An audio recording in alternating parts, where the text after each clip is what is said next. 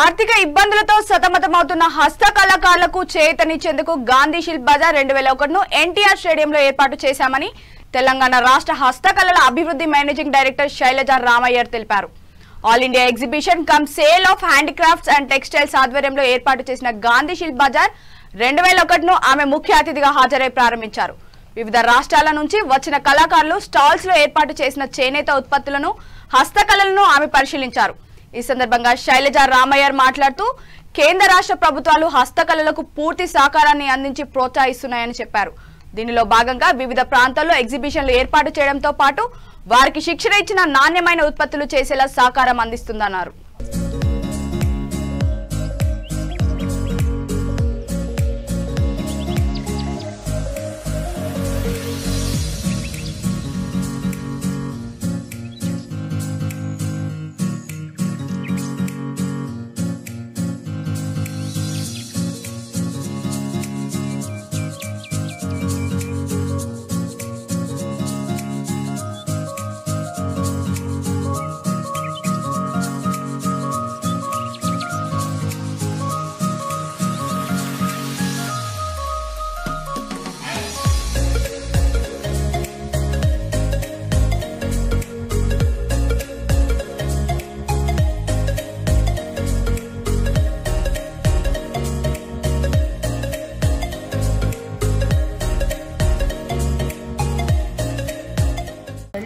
కాబట్టి ప్రభుత్వము అదేవిధంగా గవర్నమెంట్ ఆఫ్ ఇండియా నుంచి కూడా మేము ధైర్యం చేసి ఈ గాంధీ శిల్ప్ బజార్ని ఇప్పుడు ఈరోజు ఇనాగ్రేట్ చేయడం జరిగింది.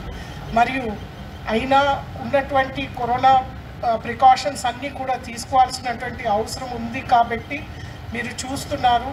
మొత్తానికి మేము చేసినటువంటి ఎగ్జిబిషన్లో ఆ ప్రికాషన్స్ని మేము ఖచ్చితంగా తీసుకున్నాము. శానిటైజేషన్తో పాటు ఓపెన్ స్టాల్స్ ఈసారి పెట్టడం జరిగింది. And open stalls open air facing కూడా పెట్టడం జరిగింది. దీని ద్వారా మనకి క్లోజ్డ్ స్పేస్ లేదు కాబట్టి ఎక్కడ కూడా ప్రాబ్లం రాకూడదని మేము అనుకుంటూ ఈ రకంగా ఈ ఎగ్జిబిషన్ని మేము ప్రారంభించాము.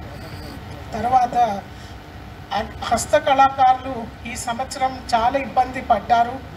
మన రాష్ట్రంలో అదేవిధంగా దేశంలో ఎవరికి కూడా అమ్మకాలు లేవు. అందరికీ ఉపాధి కోల్పోయారు కాబట్టి చాలామంది ఒక 4, 5, 6 నెలలు మాకు చేసినటువంటి హస్తకళ వస్తువులు ఎక్కువగా ఒక లగ్జరీ గుడ్గా అందరూ చూస్తారు కాబట్టి వీటి కొనుగోలు అసలే కాలేదు. మరియు ఈ ఎగ్జిబిషన్ ద్వారా ఈ సంవత్సరము సేల్స్ మెల్లమెల్లగా ప్రతి ఒక్క హస్తకళాకారుడి సేల్స్ని పెంచాలి.